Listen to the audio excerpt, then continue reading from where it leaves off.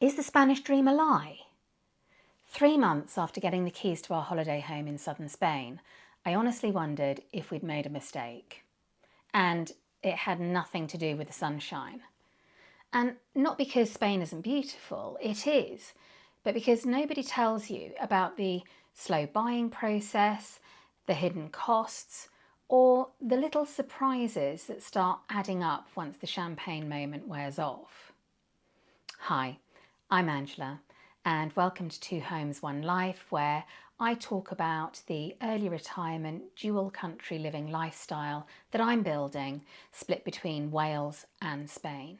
In this video, I'm sharing the things I wish I'd known before buying a holiday home in Spain, the mistakes, the unexpected expenses, and the lessons that would have saved us time, stress, and quite a bit of money. If you're thinking about buying in Spain, especially outside the big resorts, this video could save you from learning some of these the hard way. The first thing I wish I'd known is just how slow the buying process is in Spain. Everything moves at a different pace, and that's cultural, not incompetence, but if you're used to things happening quickly, it can be frustrating. There's a lot more paperwork than you might expect, often in 2 languages, and having a good lawyer, ideally one who speaks your first language, is absolutely essential. You'll probably also need a power of attorney, especially if you're not living in Spain full time. And your lawyer can usually arrange your NIE number for you, which is your identification number, which you'll need not just to buy the property, but also to buy a car and open a Spanish bank account. And you will need a Spanish bank account to pay for the property, to set up your utilities, and handle ongoing taxes like the IBI tax, which is equivalent to our annual council tax here in the UK. One thing that surprised me was that some documents still have to be signed in person, often through a UK notary, because it's not all done electronically. The buying process itself usually happens in 3 stages. A reservation fee of around €3,000 when you make the offer on the property, then a 10% deposit once contracts are drafted, and then finally the balance plus taxes and fees upon completion. Even after completion, getting your physical deeds can take a while, and that's completely normal. For us, it took around 10 months, so just stay on top of things with the lawyer. The key takeaway here is expect delays and build patience into your timeline.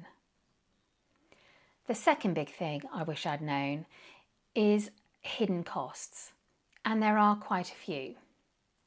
You'll have notary fees, usually around 1 to 1.5% of the property price, plus the cost of using a UK notary, which for us was a few £100s. There are also taxes which vary by region, typically somewhere between 7 and 10%. So it's really important to check what applies where you're buying. For example, we were on the border of 2 areas and we believed that we were buying in one area which would have been 7%. We were actually in the other area which cost 8%. However, the real surprises come after you've actually got the keys, because there's going to be ongoing things. An example of something that surprised us was we had a wood burner in the lounge which we thought was perfectly usable. It turns out it wasn't fit for purpose at all, because when we lit it, it actually set fire to our wall, which meant we had to repair the damage, we had to replace the burner. So the warning note here is just check everything. Ongoing maintenance is another cost people don't always factor in. The weather can be extreme. Heat, rain, wind, and that leads to cracks, damp, loose tiles, all sorts of things that need regular attention. We also have a dirt track leading to our house, and after heavy rain, it creates gouges in the track, so the track needs to be scraped just to be drivable, something we never really thought about before buying. And then there's the unexpected. We get very strong winds in the afternoons, even in the height of summer, which means any parasols that we have by the pool are basically unusable in the afternoon. I actually had to retrieve one from a tree on our land once. We've also had hailstones in July, so don't take weather conditions for granted. And all of this can feel overwhelming at times.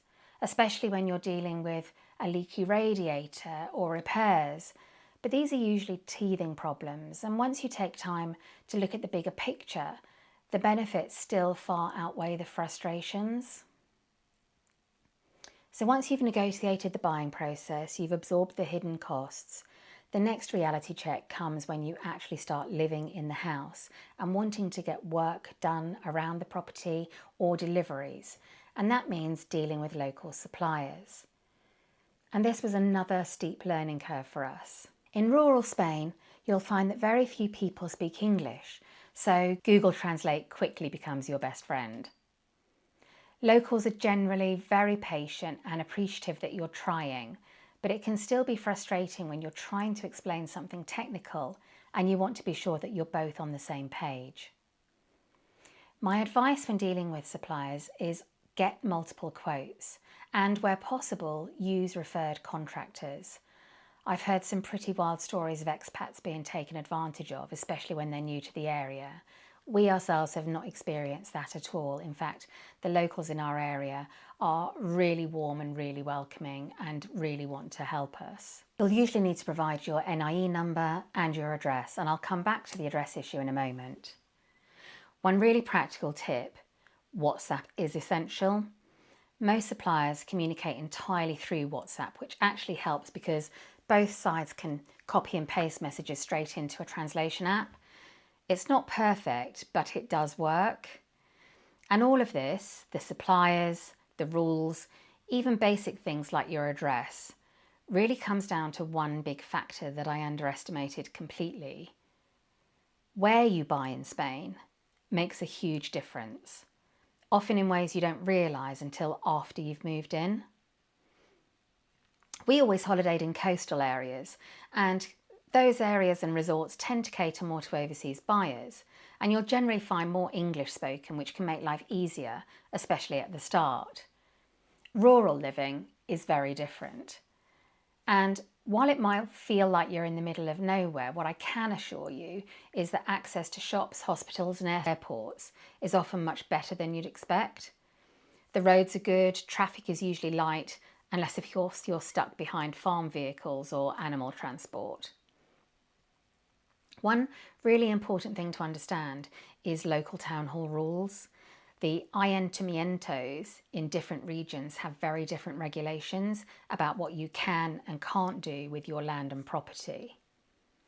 For example, as I mentioned earlier, we thought we'd bought a house in Almeria. Our local town is in Almeria. But because we're on the outskirts, our property was actually in Murcia. And I mentioned earlier that meant that our property tax was slightly more, but that actually turned out to be a good thing for us because we wanted an in-ground pool, which wouldn't have been allowed on rural land in Almeria, but it was allowed in Murcia. Another thing people don't always realise is that many rural properties don't get postal deliveries. Instead, you'll need a postbox in a nearby town or village. And this can be surprisingly tricky to organise, so it's well worth asking neighbours or checking on local forums for advice. We were lucky enough to take over the previous owner's postbox, so do ask any seller when you're looking at properties how post is managed, especially if you're planning on living in Spain full time. One final practical tip is pin your location on your phone. Being able to WhatsApp your exact location to suppliers and contractors will save you an awful lot of confusion. If I were doing this again, there are 3 things I'd do differently. First, I'd do much more research. I'd be far less trusting of the information given to me by the sellers and agents, and I'd ask more questions, even if I felt awkward asking them. Second, I'd do more viewings. Seeing more properties gives you comparisons, a different perspective, and the confidence that helps avoid that what if feeling later on. And third, I'd budget very differently. I'd at least double my budget for any work that I want done on the property, and I'd slow right down on any larger decisions. For example, I applied for a licence to carry out work in our garden. And then 6 months later, I hadn't done the work and I've completely changed my mind. So that license cost us money for nothing. So yes, I'd move slower, I'd question more, and give myself much more breathing room financially. So, was the Spanish dream a lie? For me, no, not at all. This was a 30-year dream in the making. And of course, there have been moments of frustration, of doubt and stress, times when radiator leaks or additional paperwork or unexpected costs made me question everything. But when I look at the lifestyle we're building, the space that we have, the freedom, and the life we're creating between two countries, I have absolutely no regrets. Buying a holiday home in Spain isn't always easy. It is slower, it is messier, it's more complicated than people often admit. But if you go in with your eyes open, with realistic expectations and a little bit of patience, it can still be incredibly rewarding. So I hope this video has been helpful, and if you're thinking about buying a property in Spain, I'd love to know, have you had any regrets about buying abroad, or are you still in the research phase? Let me know in the comments. I've also created a Spain property buying checklist based on the things that I really needed to know, which I've linked in the description. And if you're thinking about early retirement, check out my video on how I retired in my 50s, and also after retirement, then what?